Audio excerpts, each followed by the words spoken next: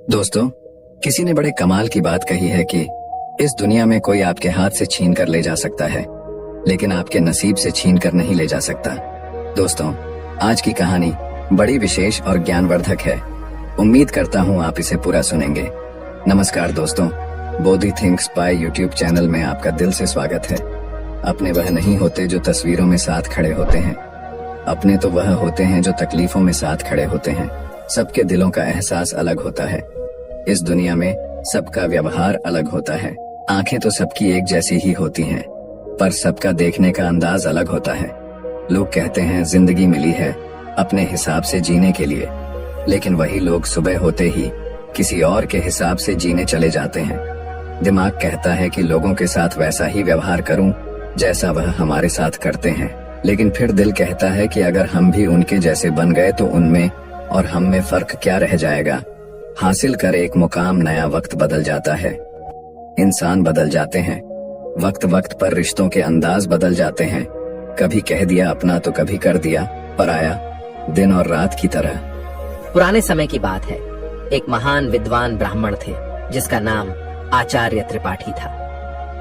आचार्य के परिवार में सिर्फ वह, उसकी पत्नी और उनका एक छोटा बेटा था। आचार्य का अधिकांश समय अध्ययन और लेखन में ही व्यतीत होता था। उन्होंने कई महत्वपूर्ण पुस्तकें और ग्रंथों की रचना की थी, परंतु अपने लेखन और ज्ञान में इतने व्यस्त रहते थे कि अपने इकलौते पुत्र अर्पण पर ध्यान देने का समय ही नहीं मिल पाता था। एक दिन आचार्य की पत्नी ने उनसे कहा, क्या आपको अपने इकलौते पुत्र से कोई प्रेम ममता है या नहीं? पूरे दिन आप बस अध्ययन और लेखन में ही व्यतीत करते हैं। आचार्य ने उत्तर दिया, मेरे पास इन भावनाओं के लिए समय कहाँ है। आचार्य जी विद्वानों के बीच बहुत प्रतिष्ठित थे और राजा के दरबार में भी उनका बहुत सम्मान था। राजा ने कई बार उन्हें अपने दरबार में सलाहकार बनने के लिए अनुरोध किया था, लेकिन आचार्य हमेशा यह कहकर इनकार कर देते कि महाराज, आपकी सेवा में आने पर मुझे आपकी चापलूसी करनी पड़ेगी, जो मैं नहीं कर सकता। दूसरी तरफ उनका पुत्र अर्पण अपनी माँ की अत्यधिक लाड़ प्यार में बिगड़ गया था।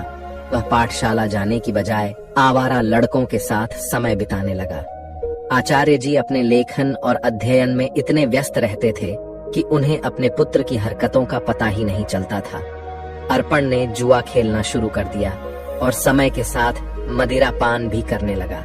उसकी संगत कुछ चोर उचक्के जैसे युवकों के साथ हो गई थी। एक दिन की बात है, अर्पण अपने चोर दोस्तों के साथ मंदिर में चोरी करने के लिए जाता है, और जब वह तीनों मंदिर में सौरी कर रहे थे, तभी एक पहरेदार ने उन तीनों को सौरी करते हुए पकड़ लिया और उसे पकड़कर सीधे राजा के पास ले गए और बोले, महाराज, यह लड़के मंदिर में चोरी करते हुए पकड़े गए हैं और इनमें से एक आचार्य जी का पुत्र अर्पण है। ये सुनकर राजा भी अचंभित रह गए कि ज्ञान और धर्म का उपदेश देने वाले आचार्य का पुत्र चोरी में लिप्त है। राजा ने तुरंत एक सैनिक को आचार्य जी के घर पर सूचना देने के लिए भेजा। सैनिक ने जाकर कहा, आचार्य जी, आपका बेटा राजमहल में है, उसे मंदिर में चोरी करते हुए पकड़ा गया है। ये सुनकर आचार्य जी ने कहा, ओह, ये क्या मेरे मुंह पर काली खपत लग गई, अब मैं किसी को क्या मुंह दिखाऊंगा। उनकी पत्नी ने कहा, महाराज आपका बहुत सम्मान करते हैं, आप चाहे तो उसे माफी मिल सकती है। आचार्य जी ने उत्तर दिया, नहीं, मैं एक अपराधी की सिफारिश कर नहीं करूंगा, यह भी एक अपराध है। उसकी पत्नी ने धमकी दी, अगर आप राजा के पास नहीं जाएंगे तो मैं अपनी जान दे दूंगी। इस प्रकार आचार्य जी ने अपने सिद्धांतों के आगे झुकने से इनकार कर दिया, और यही उनके व्यक्तित्व की महानता को दर्शाता है। आचार्य ने भारी मन से कहा, ओह, तुम्हारी इस जिद की वजह से मुझे राजा के पास जाना ही पड़ेगा। पत्नी की बात मानकर अनिच्छा के बावजूद वे राजमहल पहुंचे। दरबार में उन्होंने राजा से निवेदन किया, राजन, मेरा पुत्र अभी नाबालिग है, उसे क्षमा कर दीजिए। राजा ने गंभीरता से जवाब दिया, यदि ऐसी बात है तो आपको राज दरबार में सभी के सामने मुझसे सार्वजनिक रूप से माफी मांगनी होगी, तभी मैं आपके बेटे को माफ कर सकता हूँ। आचार्य ने सिर झुकाकर कहा, ठीक है राजन, मैं भरे दरबार में आपसे अपने बेटे के लिए क्षमा याचना करता हूँ। आचार्य की इस विनती पर राजा ने उनके बेटे को इस शर्त पर माफ कर दिया कि भविष्य में वह कोई अपराध नहीं करेगा। परंतु इस घटना के बाद आचार्य जी की प्रतिष्ठा में धक्का लग गया। वे जहां भी जाते लोग उसे कहते कि आचार्य का बेटा चोर और उचक्के है। ये सब सुनकर आचार्य जी को बहुत दुख होता। इस अपमान और बेइज्जती के चलते आचार्य जी अब बीमार रहने लगे।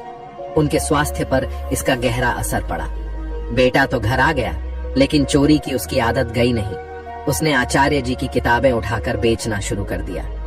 एक दिन आचार्य जी ने पूछा, मेरी पुस्तकें कहाँ गई? तो बेटे ने लापरवाही से कहा, पिताजी मैंने घर का कूड़ा कचरा साफ कर दिया। आचार्य क्रोधित होकर बोले, अरे निकम्मे, तूने मेरा सर्वनाश कर दिया बेटा। उसे स्वर में बोला, आप तो हमेशा मुझे कोसते ही रहते हैं। मुझे लगा वो किताबें किसी काम की नहीं, इसलिए मैंने उसे बेच दिया। आचार्य जी ने उसे ज्यादा कुछ कहा नहीं। समय बीतने के साथ साथ आचार्य की बीमारी और गंभीर होती गई। वे चिंतित थे कि उनके बाद उनकी पत्नी और आवारा बेटे का क्या होगा। वे बीमार थे, फिर भी एक महत्वपूर्ण ग्रंथ की रचना कर रहे थे। वे सोचते, मैं यह ग्रंथ पूरा करके ही मरूंगा। बीमारी के बावजूद वे दिन रात लिखते रहे और एक दिन उनका यह ग्रंथ पूरा हो गया। उन्होंने सोचा, मेरा ग्रंथ तो पूरा हो गया है, लगता है मेरे जीवन के दिन भी पूरे हो गए हैं। उस दिन उन्होंने अपने बेटे को पास बुलाया और कहा, बेटा अभी भी समय है, तुम संभल सकते हो, अपने आप को काबिल बना सकते हो। उन्होंने अपना लिखा हुआ ग्रंथ बेटे को देते हुए कहा, बेटा तुम्हारी बर्बादी मेरी ही लापरवाही का नतीजा है। यह अमूल्य ग्रंथ संभाल कर रखो, तुम्हें देने के लिए मेरे पास कुछ और नहीं है। अर्पण ने वह ग्रंथ की पोथी अपने पास रखी, परंतु मन ही मन वह सोच रहा था, मैं इस पोथी का क्या करूंगा? मुझे पढ़ना लिखना तो आता ही नहीं। अगर पिताजी ने कुछ पैसे देते तो बात भी थी। अगले दिन सुबह आचार्य का देहांत हो गया। उनकी मृत्यु के बाद उनके परिवार पर मानो दुखों का पहाड़ टूट पड़ा था, परंतु अर्पण को इस बात की कोई चिंता नहीं थी। वह तो अपने पिताजी के सामान में धन की तलाश करने लगा। पिताजी ने मेरे लिए एक कौड़ी भी नहीं छोड़ी। अर्पण निराश होकर बैठ गया। कुछ समय और बीता तो माँ बेटे की हालत इतनी खराब हो गई कि खाने के भी लाले पड़ने लगे। एक दिन माँ ने तंग आकर बेटे से कहा, बेटा कुछ काम धंधा करके लाओ, नहीं तो हम भूख मर जाएंगे। अर्पण ने उदास मन से जवाब दिया, माँ मुझ जैसे अनपढ़ और बदनाम को कौन काम देगा? ये सुनकर माँ ने सोचा, क्यों ना मैं राजा के पास जाऊं। मेरे पति का राजा बहुत सम्मान करते थे, शायद वह हमारी मदद कर दे। ये सोचकर वह राज दरबार पहुंची और राजा से गुहार लगाई, महाराज हम भूखों मर रहे हैं, हमारी मदद कीजिए। राजा ने खड़े स्वर में कहा, क्या मदद? तुम्हारे पति को मैंने बहुत बार सलाहकार बनने के लिए अनुरोध किया था, लेकिन आचार्य हमेशा यह कहकर इनकार कर देते कि महाराज आपकी सेवा में आने पर मुझे आपकी चापलूसी करनी पड़ेगी, जो मैं नहीं कर सकता। राजा ने कहा, तुम्हारा बेटा अब कमाने लायक है, मैं तुम्हारी कोई मदद नहीं कर सकता। निराश होकर माँ घर लौट आई। घर पहुंचकर अर्पण ने माँ को अपने पिता की दी हुई पोथी दिखाते हुए पूछा, माँ पिताजी ने यह पोथी मुझे क्यों दी? माँ ने दुखी स्वर में कहा, बेटा यह तेरे पिता की ज्ञान की आखिरी निशानी है। अर्पण ने उस पोथी को पढ़ने की कोशिश की, पर वह उसके लिए काला अक्षर भैंस बराबर थी। कुछ सोचकर वह अपने पड़ोस के रामू काका के पास गया और बोला, रामू काका आप तो पढ़े लिखे हैं, क्या आप मुझे इस पोथी का मतलब बता सकते हैं? रामू काका ने पोथी खोलकर देखा और बोले, इसमें तो बहुत कठिन श्लोक लिखे हैं, इनका अर्थ तो कोई महापंडित ही बता सकता है। अर्पण निराश होकर वापस लौट आया। उसने कई जगह काम ढूंढने की कोशिश की, पर अपनी बुरी छवि के कारण किसी ने उसे काम पर रखने से इनकार कर दिया। वह जहां भी जाता लोग उसे दुत्कार कर भगा देते थे। इस बीच उसकी माँ भूख और बीमारी से कमजोर होती चली गई। अपनी माँ की लाचारी और उसकी भूख को देखकर अर्पण ने खाने का इंतजाम करने की ठानी और घर से निकल पड़ा। चलते चलते उसकी नजर एक बगीचे पर पड़ी जिसमें फलों के पेड़ लगे हुए थे। उससे रहा न गया और वह बगीचे के अंदर चला गया। अर्पण ने जल्दी से कुछ फल तोड़े, लेकिन तभी बगीचे का पहरेदार वहां आ गया। सहयोग से वह बगीचा महाराज का था। एक बार फिर अर्पण को पकड़कर महाराज के सामने पेश कर दिया गया। पहरेदार ने कहा, महाराज यह आपके बगीचे से फल चुरा रहा था। राजा ने गुस्से में कहा, अरे तुम्हारी अब तक आंखें नहीं खुली, तुमने फिर से चोरी की। अर्पण गिर गिर कर बोला, महाराज मैं कई दिनों से भूखा हूँ। राजा ने कड़क आवाज में कहा, चुप हो जाओ, अगर तुम आचार्य के पुत्र ना होते तो तुम्हें सूली पर चढ़ा देता। तुम्हारी यही सजा है कि तुरंत मेरा राज्य छोड़ दो। वह बेचारा कह भी नहीं पाया कि वह भूख से लाचार है। राज्य से निकाले जाने की सजा पाकर जब बेचारा अर्पण घर लौटा तो उसकी माँ की मृत्यु हो चुकी थी, क्योंकि कई दिनों से उसने कुछ नहीं खाया था और उसे हमेशा चिंता सताती रहती कि मेरे जाने के बाद मेरे बेटे का क्या होगा। दुखी मन से उसने अपनी माँ का अंतिम संस्कार किया और राज्य छोड़ने का निश्चय कर लिया। अर्पण ने अपने पिता की दी हुई पोथी को संभालकर एक थैले में डाला और राज्य छोड़कर चल दिया। दोस्तों, जिंदगी के एहसास बदल जाते हैं जब कोई हाथ और साथ दोनों ही छोड़ देता है। तब कुदरत कोई ना कोई उंगली पकड़ने वाला भेज देता है। मुस्कुरा कर चलते रहिए। मुंह पर कड़वा बोलने वाले कभी धोखा नहीं देते। डरना तो मीठा बोलने वालों से चाहिए जो दिल में नफरत पालते हैं और समय के साथ बदल जाते हैं। नामुमकिन कुछ भी नहीं है। हम वह सब कर सकते हैं जो हम सोच सकते हैं और वह सब सोच सकते हैं जो हमने कभी नहीं सोचा कि सब कुछ संभव है। हर कोई कहता है कि ईश्वर नजर नहीं आता। सच तो यह है कि जब संकट में कोई साथ नहीं देता तो वही नजर आता है। सहारे इंसान को खोखला कर देते हैं और उम्मीदें कमजोर कर देती हैं। अपनी ताकत के बल पर जीना शुरू कीजिए।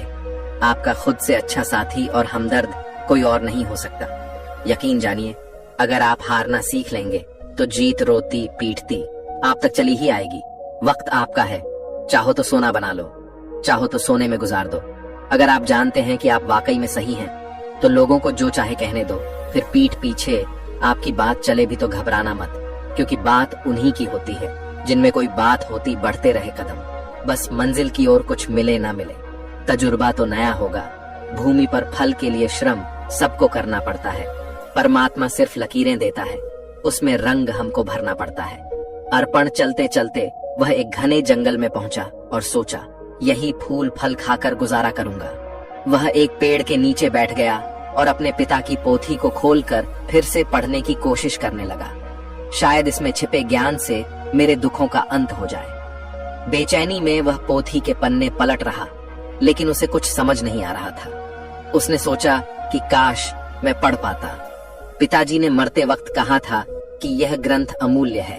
अचानक हवा का एक तेज झोंका आया और पोथी में से कुछ पन्ने उड़ गए।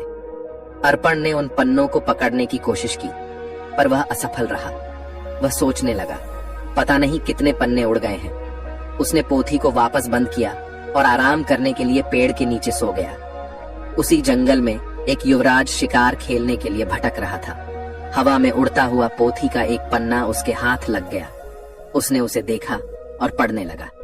किसी ने सुंदर हस्तलिपि में संस्कृत का श्लोक लिखा है, किंतु मैं संस्कृत नहीं जानता।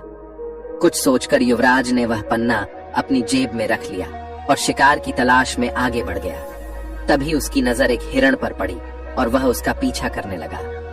हिरण अपनी जान बचाने के लिए एक प्राचीन मंदिर की दिशा में भागा और युवराज उस प्राचीन मंदिर में दाखिल हो गया।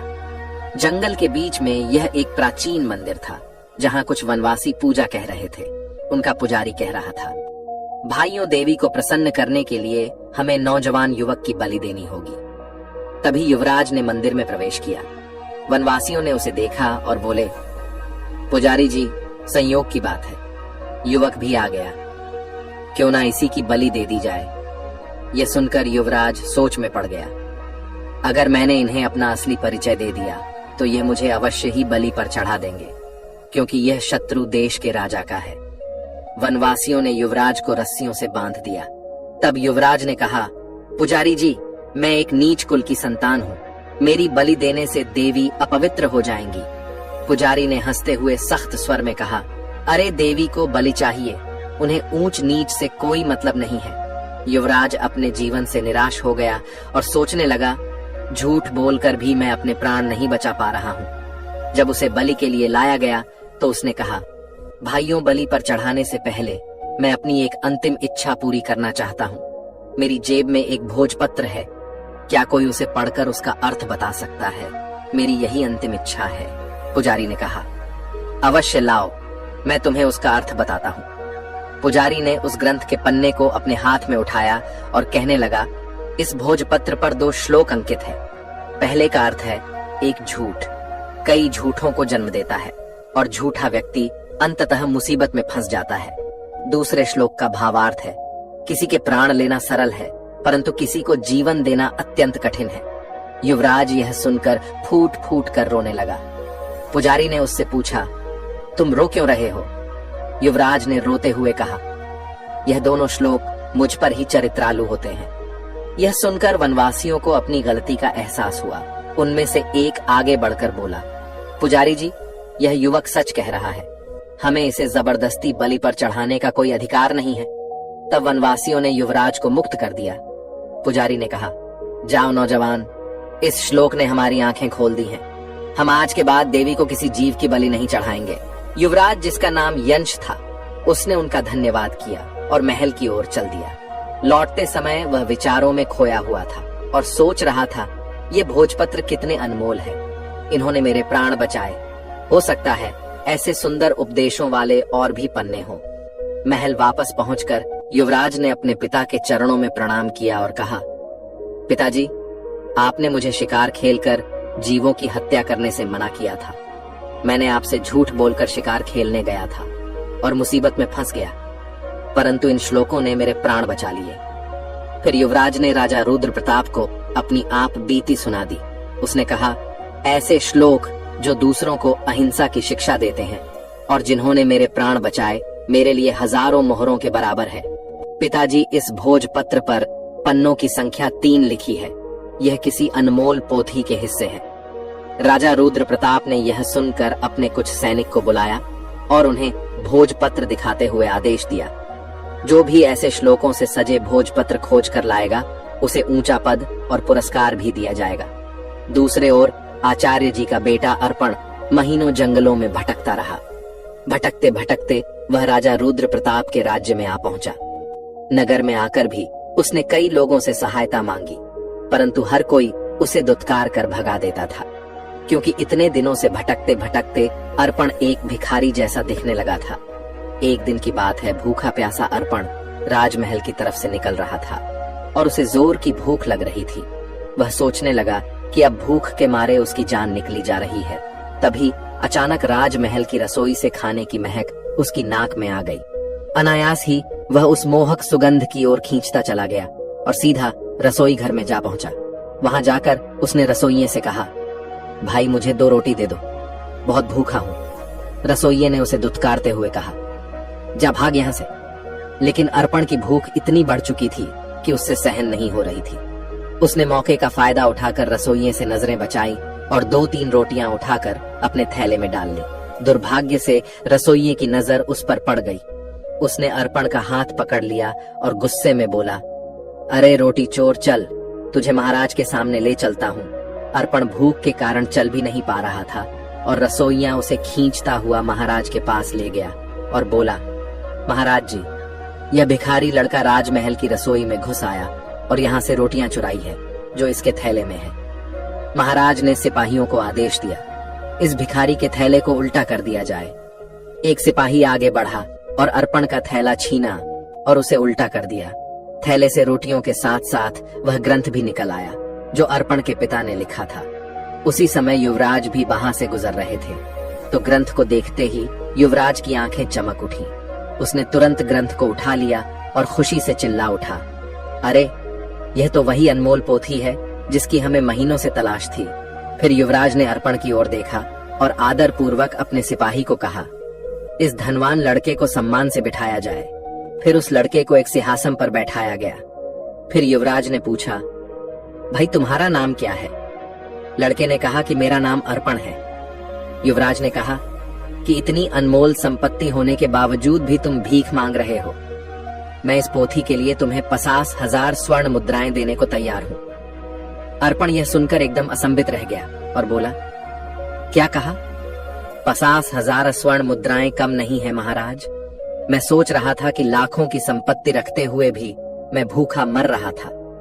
फिर उसने कहा, मित्र, इस पोथी के वचनों ने सदा मुझे पतन के गड्ढे में गिरने से बचाया है और मेरे प्राणों की रक्षा की है, लेकिन मेरी आंखें बार बार ठोकर खाकर भी नहीं खुली। युवराज ने पोथी खोली और अर्पण को पहले और दूसरे पन्ने की श्लोक सुनाने लगा। उसने लिखा था कि अविद्या सारे कपटों की जननी है और संकटों में ही अपने और पराई की पहचान होती है। अर्पण ने कहा, सचमुच अविद्या ने ही मुझे दर दर का भिखारी बना दिया। अगर मैंने बचपन में ही विद्या ग्रहण की होती तो आज मैं भी अपने पिता की तरह एक विद्वान होता। युवराज ने कहा, भाई अर्पण, अपनी पोथी का यह मूल्य स्वीकार करो। और यह कहते हुए उसने स्वर्ण मुद्राओं की थैली अर्पण को थमा दी। अर्पण ने थैली को हाथ में लेते हुए कहा, अब मैं धन का बोझ कहां उठाता फिरूं? इस धन को मैं गरीब बच्चों की अविद्या दूर करने के लिए लगाऊंगा। युवराज ने कहा, मित्र, अब तुम एक भिखारी नहीं रहे, तुम तो अब महान धनवान हो गए हो। अर्पण सोच रहा था, काश यह समझ मुझे बचपन में ही आ गई होती तो शायद मेरे माता पिता आज यहाँ होते। इसके बाद अर्पण ने वह धन ग्रहण किया और उसने उस धन से गरीब बच्चों के लिए एक पाठशाला बनवाई और खुद भी विद्या प्राप्त करने लगा। दोस्तों, किसी ने बड़े कमाल की बात कही है कि हौसला न हार गिरकर, ए मुसाफिर, अगर दर्द यहाँ मिला है तो दवा भी यहीं मिलेगी। दोस्तों, जीवन में जो होना है वह होकर रहेगा।